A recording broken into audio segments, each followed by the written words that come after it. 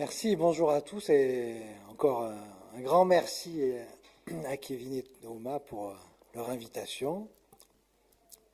Ils savent que j'ai beaucoup d'estime pour eux et de l'amitié, même si je me demande s'ils ne sont pas un peu inconscients de m'inviter à partager la parole avec vous. Voilà, puis je suis heureux aussi de vivre ce temps dans une église baptiste. Ça me ramène un peu en arrière. Tournant des années 80-90, c'était juste les années après bac pour moi, les années GBU. Voilà, et j'étais à Grenoble, j'ai cheminé avec la communauté baptiste de Grenoble pendant 5 ans. À l'époque, c'était le pasteur Christian Elminger qui était là.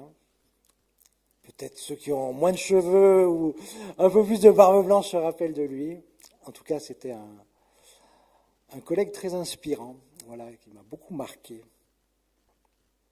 D'ailleurs, si je regarde un peu ma vie, et ce qui est ma foi aujourd'hui, je dois dire que je suis infiniment redevable à des chrétiens d'autres églises que la mienne qui m'ont appris l'Évangile. Et ça a commencé tôt dans mon parcours, avec des darbistes, avec des pentecôtistes, des assemblées de Dieu, des charismatiques, avec des catholiques aussi, avec des ménonites, peu mais marquants, avec des orthodoxes, plus récemment avec des coptes, et même un couple de syriaques. Et je dois en oublier encore.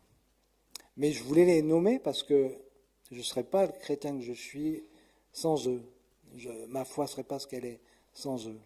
Même si je suis un pasteur protestant uni, tout à fait à l'aise dans mon église. Mais je crois que peut-être plusieurs ici pourraient dire cela, qu'on est enrichis les uns par les autres et on a besoin les uns des autres pour découvrir la profondeur de l'Évangile.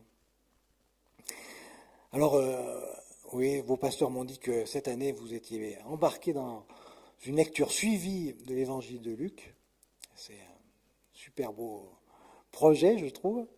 Et je crois que vous en êtes au chapitre 19, ce qui tombe vachement bien pour aujourd'hui, puisque, vous savez, c'est le dimanche des rameaux, ça a été déjà évoqué avec le psaume et puis avec le chant. Et donc on va lire ce passage. Dans mon église et puis dans d'autres églises, l'église catholique, l'église anglicane, en ce dimanche, il y a aussi une autre lecture qui est proposée. En plus de l'évangile des rameaux, c'est une épître de Paul. Et puis je me suis dit que ça serait peut-être pas mal qu'on l'entende aussi. Alors je lirai aussi un passage de l'épître aux Philippiens. Mais avant d'ouvrir ensemble l'écriture, prions encore, s'il vous plaît. Merci.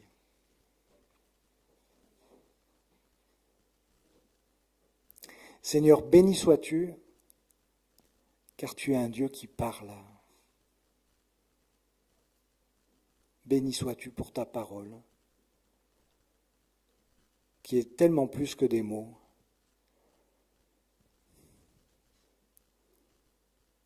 Viens faire taire en nous toute autre voix que la tienne.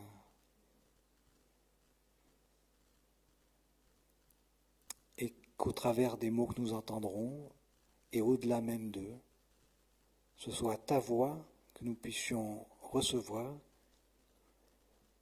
et qu'elle puisse faire son œuvre en nous, son œuvre féconde, son œuvre de vérité, son œuvre de guérison.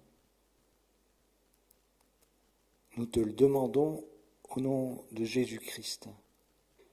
Ta parole faite chair, faite humain. Amen.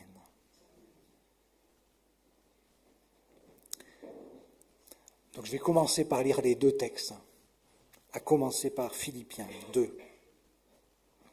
S'il y a donc quelque encouragement dans le Christ, s'il y a quelque réconfort de l'amour, s'il y a quelque communion de l'esprit, s'il y a quelque tendresse et quelque magnanimité, comblez ma joie en étant bien d'accord. Ayez un même amour, une même âme, une seule pensée. Ne faites rien par ambition personnelle, ni par vanité. Avec humilité, au contraire, estimez les autres supérieurs à vous-même. Que chacun, au lieu de regarder ce qui lui est propre, s'intéresse plutôt aux autres. Ayez entre vous les dispositions qui sont en Jésus-Christ. Lui, qui était vraiment divin, il ne s'est pas prévalu d'un rang d'égalité avec Dieu, mais il s'est vidé de lui-même, en se faisant vraiment esclave, en devenant semblable aux humains. Reconnu à son aspect comme humain, il s'est abaissé lui-même, en devenant obéissant jusqu'à la mort sur la croix. C'est pourquoi Dieu l'a souverainement élevé et lui a accordé le nom qui est au-dessus de tout nom, pour qu'au nom de Jésus, tout genou fléchisse dans les cieux, sur la terre, sous la terre, et que toute langue reconnaisse que Jésus-Christ est le Seigneur, à la gloire de Dieu le Père.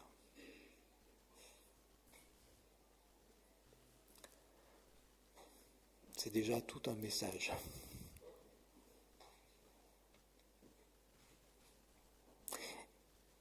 Et l'évangile de Luc, donc au chapitre 19, les versets 28 et suivants. Jésus partit en avant et monta vers Jérusalem. Lorsqu'il approcha de Bethphagée et de Béthanie, près du mont dit des Oliviers, il envoya 2 de ses disciples en disant « Allez au village qui est en face. Quand vous y serez entrés, vous trouverez un ânon attaché sur lequel aucun homme ne s'est jamais assis. Détachez-le et amenez-le. Si quelqu'un vous demande « Pourquoi le détachez-vous ?», vous lui direz « Le Seigneur en a besoin. » Ceux qui avaient été envoyés s'en allèrent et trouvèrent les choses comme il leur avait dit.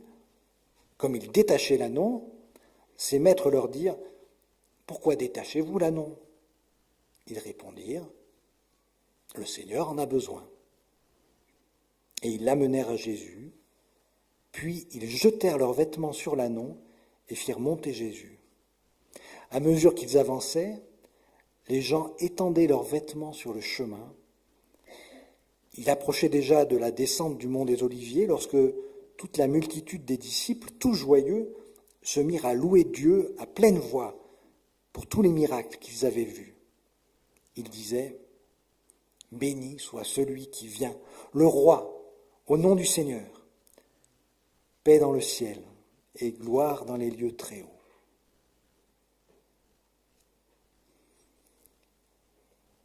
Seigneur, ta parole est la lumière de notre vie. Qu'elle puisse éclairer nos chemins. Amen.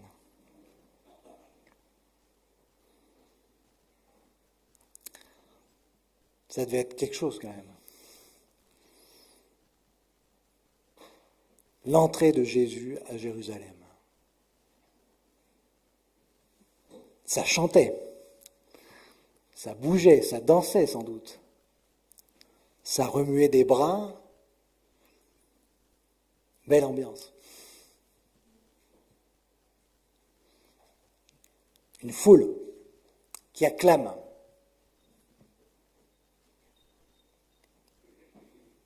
Moi, j'habite Cours de la Liberté, juste à côté de la préfecture, presque en face. Parfois, je vois de la foule qui fait pousser la voix, à voix blanche ou à coup de sono aussi. La foule à 1000 bouches. La foule fait les rois, parfois. Parfois, elle les défait aussi. Aujourd'hui, c'est Hosanna. Vive le roi, vive le fils de David. Béni soit celui qui vient au nom du Seigneur. Voilà notre roi. Voilà la parole de la foule aujourd'hui. C'est dimanche. Demain, après-demain, ce qui se dira dans le reste de la semaine, ça peut changer aussi. ça pourra être à mort. Crucifie-le. Traite-le comme un bandit, comme un terroriste.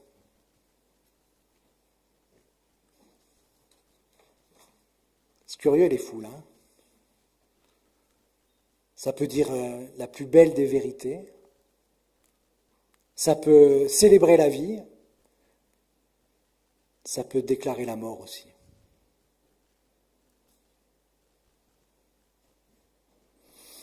Une foule, c'est l'ambiguïté incarnée. L'ambiguïté incarnée. Alors c'est un drôle de jour que le jour de la foule. C'est une drôle de fête que cette fête.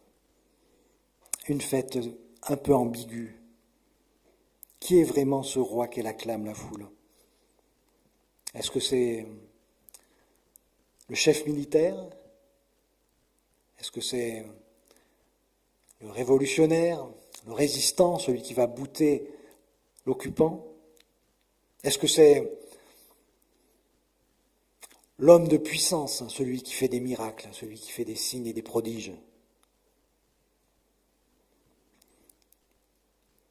Qui est ce roi? Et Jésus, l'entend-il, cette foule? Pourquoi se prête-t-il au jeu? C'est un jeu dangereux que d'écouter la foule.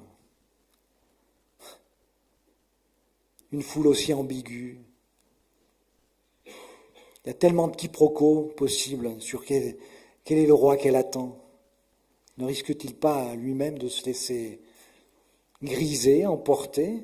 C'est si difficile de résister quand une foule vous monte en haut, tout en haut. Difficile de résister. N'est-ce pas une sacrée tentation, une tentation quasi diabolique?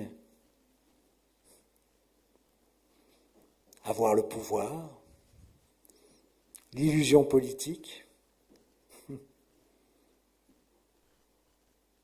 le royaume de Dieu comme royaume des hommes. Ça fera un beau programme, ça, pour les élections à venir. Alors, peut-être parce que c'est un peu dangereux, peut-être aussi pour nous aiguiser un petit peu, nous avons entendu cet autre texte, celui de Philippiens, qui donne aussi à entendre une royauté de Jésus, mais un tout autre écho. Cet hymne à l'humilité du Christ, à l'obéissance de Jésus. C'est un texte extraordinaire. Je n'en finis pas d'en être nourri. Les théologiens l'appellent l'hymne de la kénose. Ça, c'est bien des mots théologiens. C'est un mot grec qui veut parler du fait d'être évidé. C'est quand même très curieux. Jésus, le Christ, lui qui est tout plein de Dieu, tout rempli de présence de Dieu, qui est vraiment divin. Il choisit de devenir le plus vide des hommes. Lui dont l'autorité était spectaculaire, était remarquable. Dès qu'il ouvrait la bouche, les gens se disaient, mais voilà quelqu'un qui parle avec autorité. Lui qui savait faire taire le vent, faire taire la tempête. Lui qui savait restaurer les cœurs et les corps. Lui dont une parole a suffi à faire sortir un mort de son tombeau. Lui choisit de lui-même de se vider, de se faire petit, de prendre la condition, certaines traductions disent du serviteur, mais la traduction qu'on a entendue est plus crue, et plus juste aussi, la condition d'esclave, pour devenir obéissant, obéissant jusqu'au bout, jusqu'à la mort, jusqu'à la croix, obéissant. C'est assez étonnant ces deux textes pour parler de la même royauté de Jésus. L'acclamation des foules et le dénuement de quelqu'un qui se vide de lui-même. C'est pas contradictoire, c'est paradoxal. C'est un peu différent. Un paradoxe et une contradiction. Un paradoxe, ça donne une tension dynamique. Et cette tension dynamique, elle est plus qu'une tension, elle est aussi une articulation. Et je voudrais vous inviter à réfléchir un peu à cette articulation. Comment on peut être un roi triomphant en étant un être humain qui se vide de lui-même pour devenir obéissant. C'est un enjeu considérable. Considérable. Parce que le paradoxe, c'est peut-être l'issue possible, l'ouverture possible, la résolution possible de la contradiction de cette foule qui peut dire béni sois-tu un jour et à mort le lendemain. C'est peut-être ce paradoxe-là qui va faire voler en éclats dans cette semaine qui s'ouvre aujourd'hui tous nos systèmes qui, eux, sont toujours binaires, toujours contradictoires, toujours l'un contre l'autre. Et nos débats à la télévision, dans les radios, c'est toujours comme ça. Il y a d'un côté les gagnants, les perdants, la gauche, la droite. D'un côté les forts, de l'autre côté les faibles. D'un côté les gens d'ici, et puis les étrangers. D'un côté les croyants, et puis d'autres les païens. D'un côté les orthodoxes, de l'autre côté les libéraux. D'un côté les convertis, de l'autre côté les inconvertis. D'un côté les gentils, de l'autre côté les méchants. Tout cela va voler en éclats tout au long de cette semaine. Parce que cette semaine-là, c'est le lieu d'un drame qui va tout chambouler, à commencer par les disciples de Jésus. Les disciples de Jésus. Et au premier rang d'eux, les leaders de ces disciples, qui d'un coup vont devenir disciples de leur propre peur.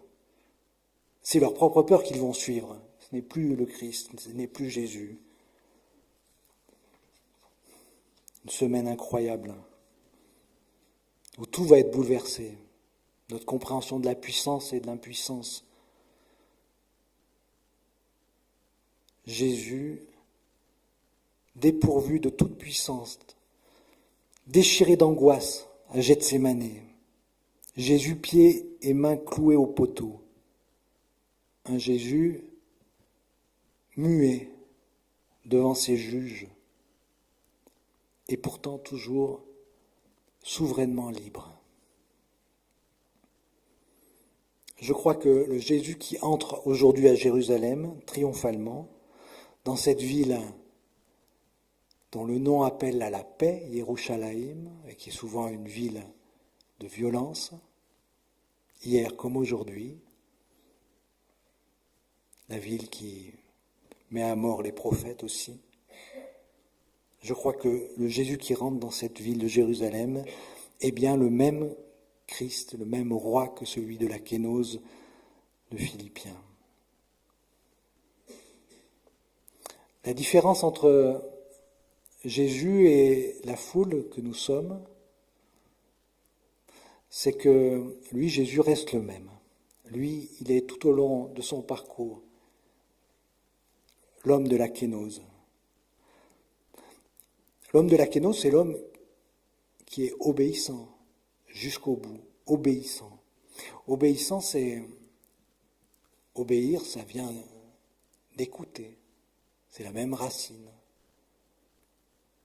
Jésus est quelqu'un qui écoute jusqu'au bout, jusqu'à la mort.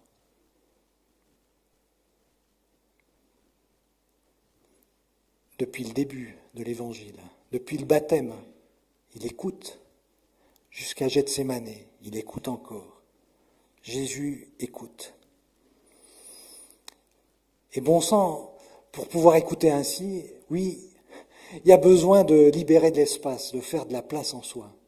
Sinon, quand on est trop plein de soi-même, on n'écoute plus rien, on ne peut plus rien accueillir, pas même une parole. Et c'est cela le sens de la kénose. Jésus se vide de lui-même pour faire de la place, pour qu'il puisse y avoir en lui suffisamment d'espace pour pouvoir accueillir la parole de Dieu, d'autres paroles, pour être sans cesse à l'écoute jusqu'au bout. Jésus écoute sans cesse. Il écoute l'Écriture, il l'écoute tellement que quand il parle généralement, c'est pétri de la parole de Dieu. Et même quand il donne des indications très prosaïques pour aller chercher un petit âne, il dit des choses qu'il puise dans les prophètes de l'ancien temps, chez Zacharie et chez d'autres. Parce qu'il écoute l'Écriture, parce qu'il cherche à la traduire dans sa propre existence, parce qu'il cherche à la communiquer au monde.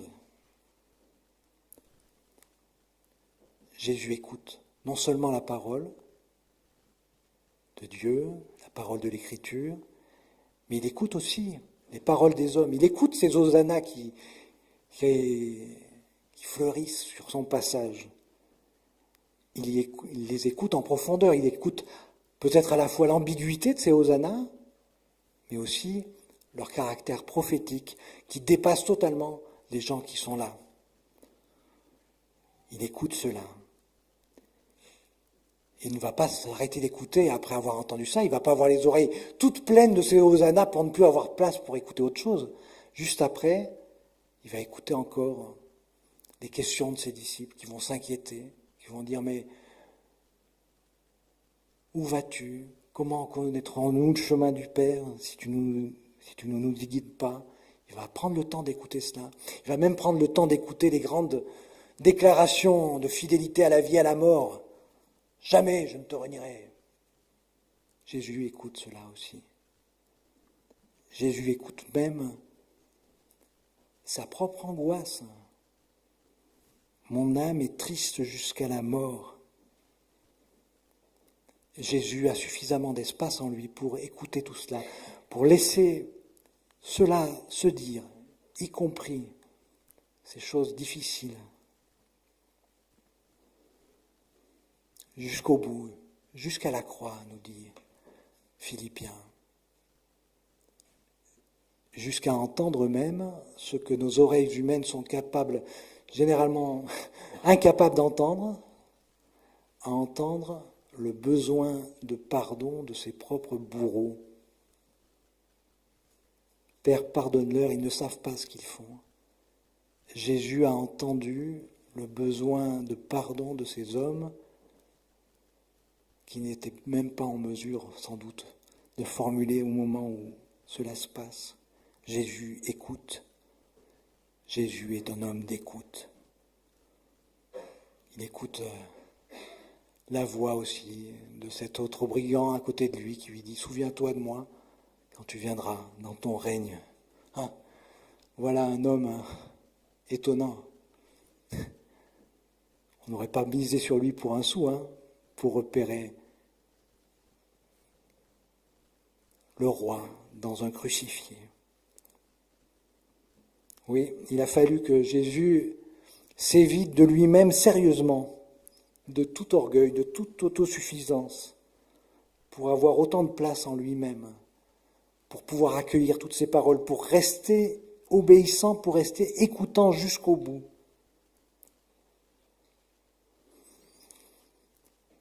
Je ne sais pas si vous avez écouté. J'ai eu de la chance pour vous parce que ça fait 2 fois que je le lis aujourd'hui, ce texte. Donc, si vous avez entendu le texte des rameaux, c'est assez étonnant. Plus de la moitié du texte, on ne parle pas tellement des cris de la foule, mais on parle de cette question de trouver le bon petit âne pour porter Jésus. Ça prend plus de la moitié du texte. Pour dire, il faudra aller là-bas, vous allez trouver un anon, le petit ânesse, un anon spécial sur lequel aucun homme ne s'est jamais assis, et là vous demanderez, on va vous demander, vous direz, on en a besoin, et vous le détacherez. C'est étonnant quand même. Pourquoi autant d'attention, autant de développement pour un petit âne, alors qu'à côté, il y a quand même l'entrée triomphale de Jésus à Jérusalem. Ça, enfin, bon sens, c'est ça qui devrait prendre toute la place. Hein. Qu'est-ce qu'on en a à faire de cet anneau? Mais l'Évangile pense autrement, visiblement. L'Évangile, il a pris tout le temps pour expliquer non pas une seule fois, mais 2 fois, parce qu'après, non seulement Jésus a préparé le terrain, mais après, quand les 2 disciples viennent sur place, eh ben, il se passe tout ce qui avait été dit, et on en a droit à une 2e fois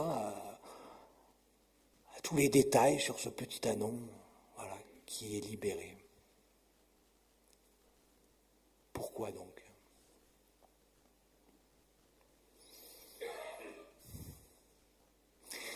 Quand il y a des choses comme ça qui me posent problème, quand je lis un texte biblique, je me dis qu'il faut creuser un peu. Et quand il y a des choses comme ça aussi, je me dis peut-être que moi, je suis où là-dedans, dans cette histoire? Comment je peux me glisser dans cette histoire, moi? Comment ça peut me concerner dans ce que je vis, dans mon existence? Alors j'ai réfléchi un peu.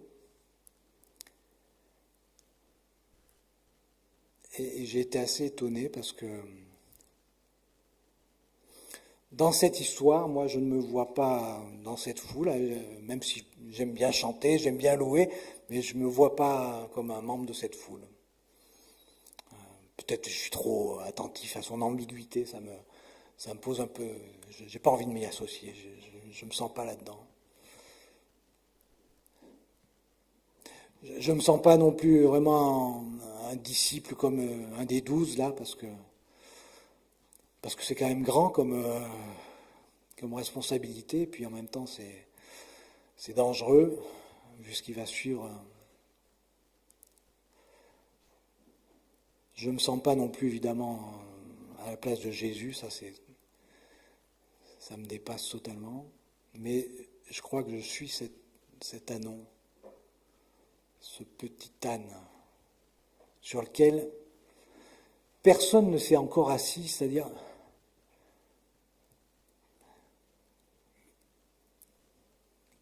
un âne qui n'a jamais été en mesure de porter qui que ce soit, et sans doute, de par mes forces, je suis incapable de porter qui que ce soit. Et heureusement que Jésus s'est évidé de lui-même comme personne avant, s'est allégé de tout orgueil, de toute autosuffisance, de tout trop grand projet pour... Oui, heureusement qu'il a fait beaucoup de place en lui-même, qu'il s'est beaucoup évidé, parce que du coup, je sais que s'il s'assoit sur moi, il ne va pas m'écraser. Il va être léger. Il va être léger à porter.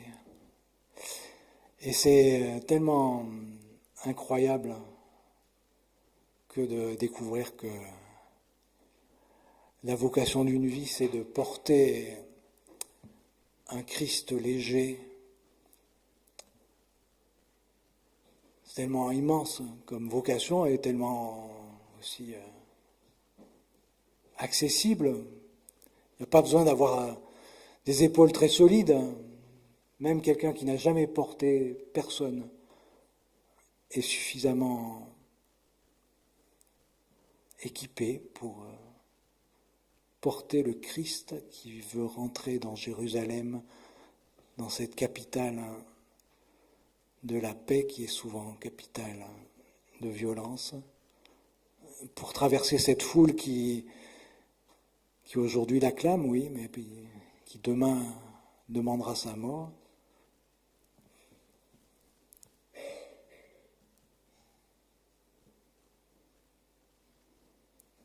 Peut-être que l'un d'entre vous, ou l'une d'entre vous aussi, se retrouve dans la même lecture que moi, se découvre petit anon dans cette affaire.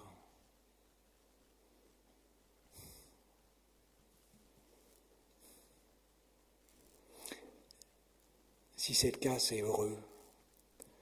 Parce que d'abord, ce petit anon va être détaché, va être libéré.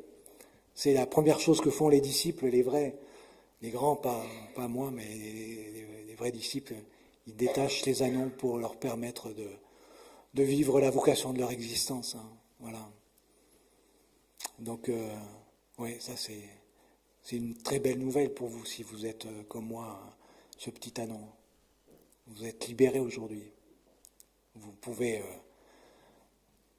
exercer votre vocation la plus belle, la plus profonde, celle de toute votre existence.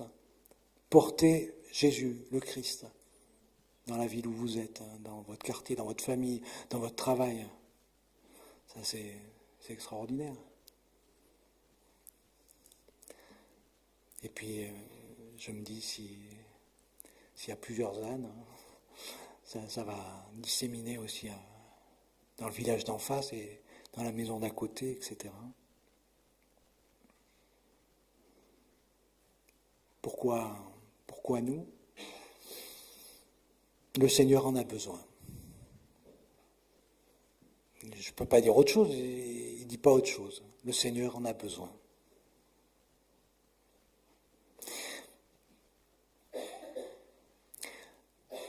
Depuis quelques années, je termine souvent mes prédications par une phrase tirée de l'Évangile, un peu un gimmick. Cette phrase, c'est que celui qui a des oreilles pour entendre, qu'il entende. J'avais pas pensé que ça pourrait être des oreilles d'âne, à commencer par les miennes. Voilà. Mais quand même, je vais terminer comme ça. Voilà. Donc je vais terminer avec cette parole, que celui qui a des oreilles pour entendre, qu'il entende. Amen.